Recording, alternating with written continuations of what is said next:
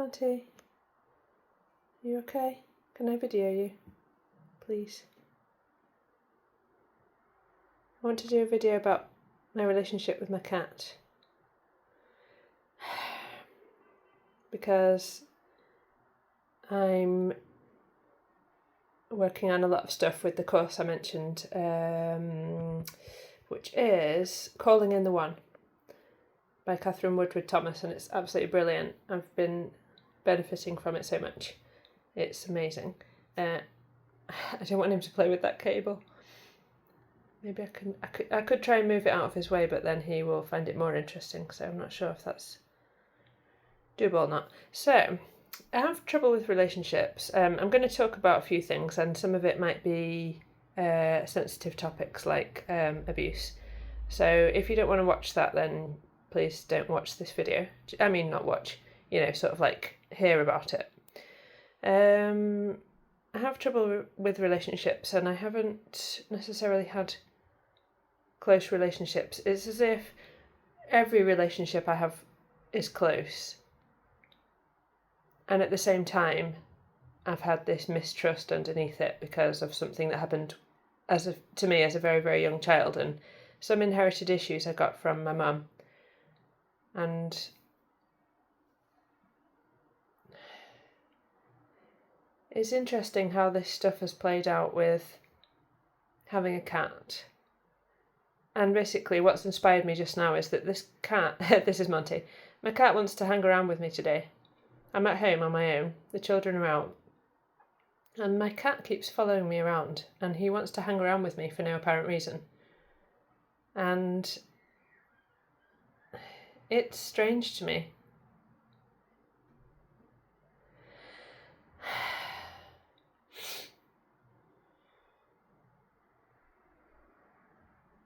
In the sense that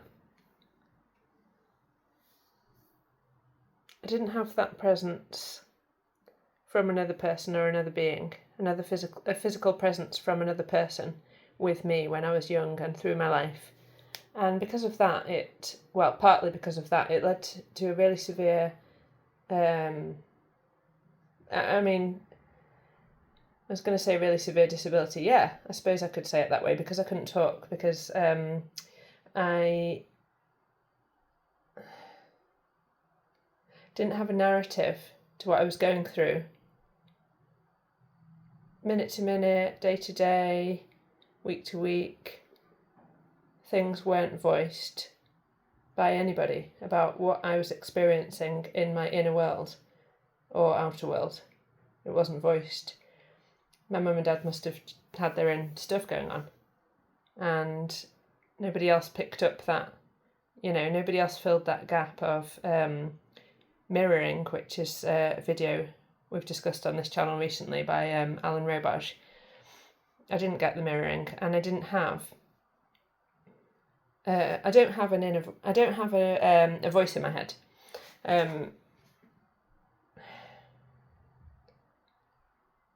I can only comprehend things or compute things by saying them out loud, or sorry, Monty, can I just move that cable? Oh, I knew that might happen. Can you not? I know, is it creeping you out? It's okay, it's not going to do anything. It's still swinging down it. I think that's interesting him. And then because of that, I didn't develop the ability to speak. If anyone's heard of Gestalt, I don't know much about this, but people like me learn language in this way, which is known as Gestalt, and it's when you sort of learn a whole phrase or a whole like a whole dialogue even. So I could do an impression when I was young of my grandma and granddad having a funny conversation in their Wigan accent, because they had a really cool accent. But but I couldn't say anything originally from myself, even a basic answer of like, how are you? And me answering it by saying, okay, or not good, or whatever. I just couldn't come up with anything for that. And that's like a way of learning language in chunks. So if you think about like, I don't know if, oh, he's biting his leg. I wonder what that does. Are you okay? Have you got something stuck? Because he's been going through various plants. He loves being outside and in the garden, and then he's been getting these little sticky ball things off some sort of bush. But I think he's got one on his ear, and I was wondering about taking it off today, but I asked him earlier and then he just jumped out the window. So I think I need my son to help me with that, because my son can hold the cat and then I can pull this little thing on this ear on this side. Just a little, I think it's just a little ball. You know those sticky balls from plants? Don't know what they're called.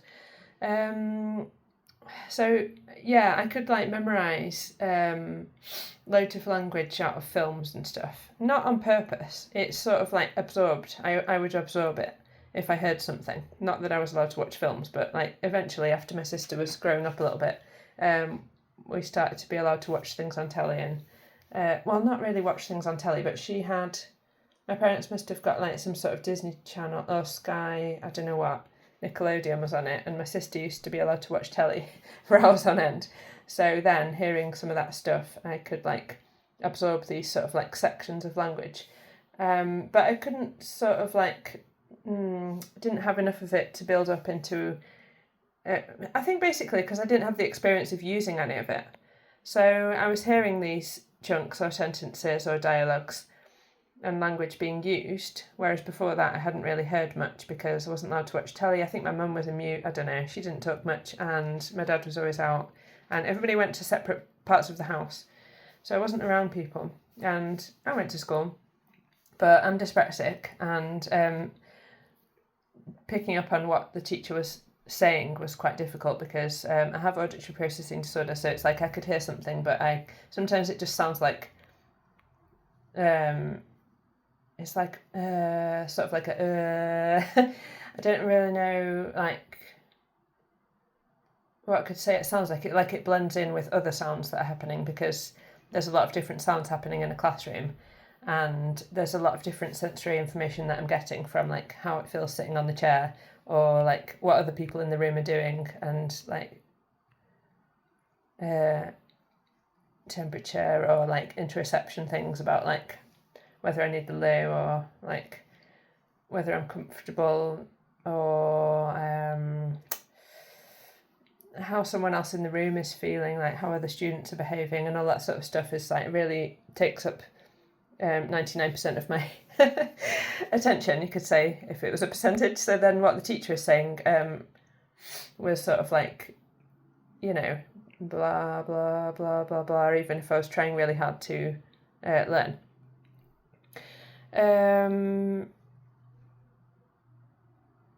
So I didn't have the experience of actually saying things, and I'm good at helping children do this because I've experienced not having the opportunity to do it. So I'm good at helping children learn how to speak. It's a sort of like vocation that I haven't fully gone into. I've used it like throughout my life in different bits here and there of helping children who were non-verbal or who couldn't speak in certain situations, and help them to be able to speak. And it's really heartening for me because I know how valuable that is, to actually the difference of being able to say something and not being able to say something. And in my case, I wasn't able to say something. So how have I got onto all this? Not having a narrative, etc. I don't know, but I'm just going to try and carry on and pick up something that made sense with like what I'm talking about, which is my relationships with other beings and actually having someone present. The cat wants to follow me around, and I kind of feel like I'm getting this little trigger of like, what do you need? It's like I'm getting this childhood trigger of like, he needs something from me, I'm supposed to do something, he's not okay, and that's why he's following me around, which is not actually true.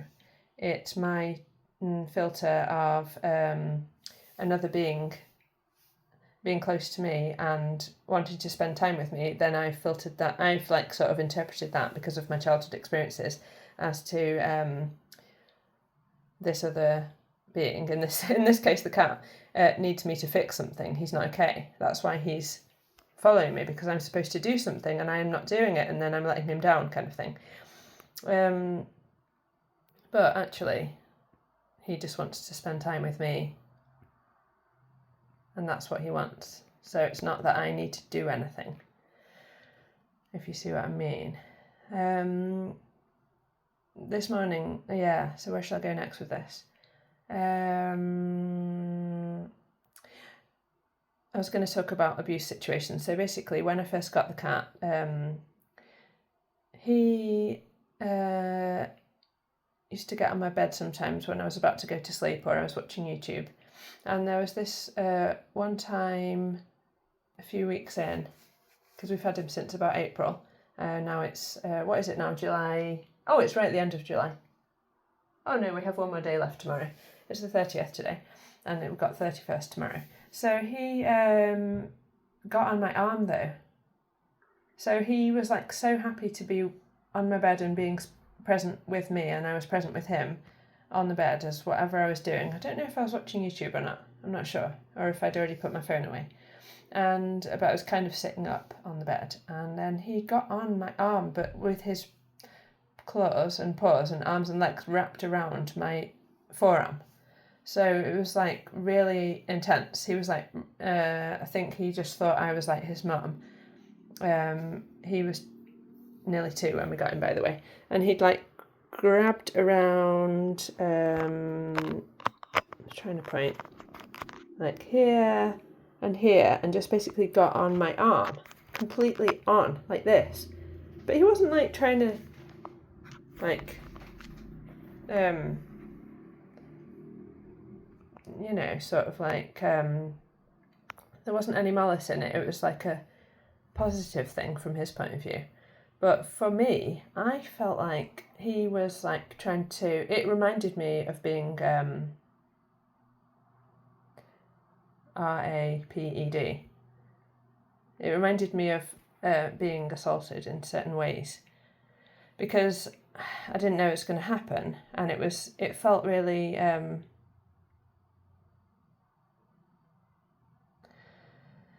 violent, even though he didn't get his claws out, and he was just basically like on me there, and I couldn't get him off, and I was really scared, even though it is him, it's Monty.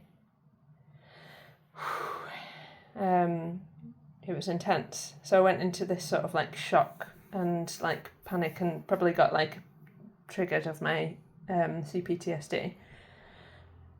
And I just didn't exactly know what to do. So I was trying to like control my reaction and trying to sort of like calm down, and also just try and figure out, is there a way I can get out of this situation, and like what can I do about it, sort of thing. And trying to like coach myself of like, he's not doing it, you know, he wasn't exactly doing anything wrong, but it was just really I guess he was doing something wrong, because I didn't actually ask him to do that, but I guess from his side he was just trying to like be my baby, you know. And sooner or later, but it took a little while, he sort of like disentangled himself and got off again. And it wasn't actually sexual, but I felt like it was. I think apparently things get removed from YouTube if you use certain terms, so that's why I'm spelling it out. It's like I saw him in a different way for the next few like days or weeks, because I felt like he was like seeing me as like that thing of object, as like an object that he wanted to just use me for that, which makes sense with my history of like my experiences in my life, because when I was young I didn't have mirroring, and then I went into my teenage years and my dad said to me, oh, don't worry, you'll have men lining up to go out with you. And you know, that wasn't the reassurance I was looking for, because I had no personality, I had no like self-expression, I had no like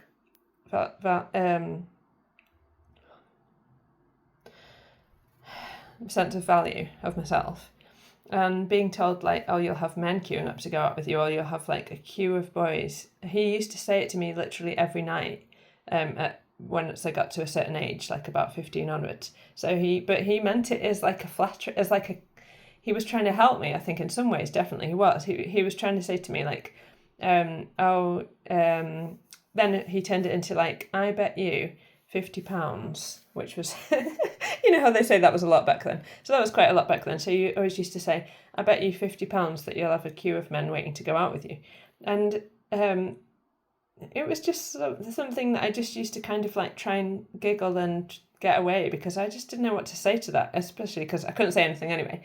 And what I used to do is I had this bedtime routine where I went in to say goodnight. I'm not good with goodbyes, which I think might be a dyspraxia thing. Goodbyes are like really, really intense for me. So I went in the lounge. I used to go in the lounge, and then it applies to things like endings and good nights and stuff as well. And I used to do this routine where I did this like couple of funny impressions that my dad had told me his like colleagues at work did, and it always used to make him laugh. So I used to like go around the room. If there were more than a couple of people in the room, then I used to like turn my head and say to each one like, good night, good night, good night, good night, good night, good night, good night, and then it used to go round and round. And then I used to do this like really funny facial expression, because I've got this kind of like Cameron Diaz or like Jim Carrey kind of face. Is it Jim Carrey that does the mask? Where I can move my face a lot, so I could do like really funny faces. I mean, I still can, should I say. So then I would do this like funny face and say this funny thing, and then he would like be laughing his head off because apparently it was really funny. Then he would say, where's my £50, which was a relation to this thing that he always used to say about men queuing up to go out with me. So it was not reassuring, but I guess he didn't realise how much that was stressing me out, and that I didn't know what to do about that, and I didn't want men queuing up to go out with me. I wanted not that. But it became like my mission now, like, right, what I'm supposed to do is, the one thing my dad has told me to do in my life is like try and be attractive to men, and that is going to be my only value. So if I'm not attractive to men, then I will be unsafe, and if I am, then I will be safe. And I started doing all these sort of like safety behaviours, like turning the tap 16 times, and it was even to the extent of the hand, right, so like imagine if you go in the bathroom, if the handle was like pointing up slightly, then I likened that to something, I can, in my inner world, I compared it to something sexual, which meant that somebody was, I was like sexually attractive, sexually attractive to the opposite sex, and then that meant I was safe. But then if the handle was pointing down slightly, then it meant I wasn't, and that meant I was unsafe. And it was like around the house I had these meanings, and I had to make it in the right direction. So it's kind of like, I think it's OCD, but I discussed it once with a person, and they didn't actually diagnose it. They were just like, oh yeah, that's just what you do when you feel unsafe. So and you want to control your control something, to try and control something when you can't actually control something.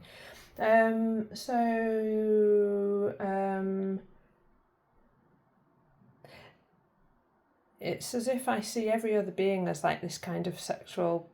Oops, said the thing I was trying not to say, didn't I? Does it matter? I don't know. Are you allowed to say? Because I watch a lot of stuff on YouTube, and they're always sort of like changing it into a different version of the word, aren't they? But how does that work? About them removing certain things and not letting you post things.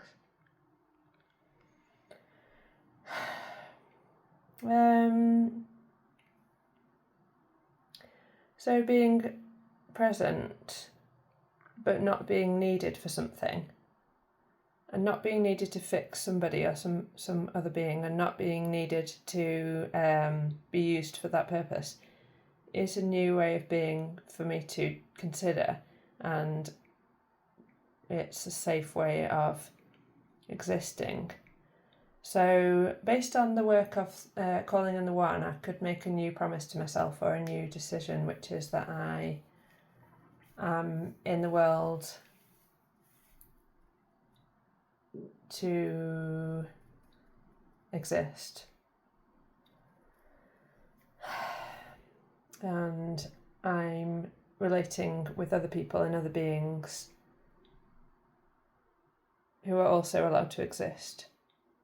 So I suppose that reminds me of the theme of being interconnected. I wanted to talk about that a while ago, but I never got just sort of crystallised with what I wanted to say about it. We're all and I think Amanda mentioned this yesterday, we're all interconnected.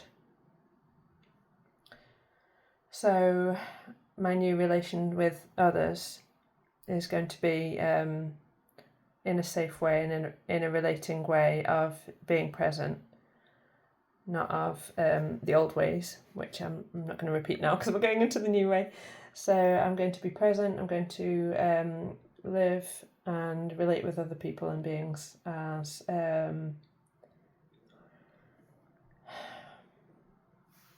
neutral, and I'm going to have a boundary of myself and my own body.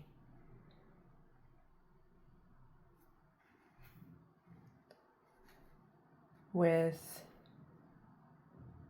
a space around it. So my new way is going to not be that anyone can reach into that space and affect me. I'm going to have my own boundary around myself, an energetic boundary.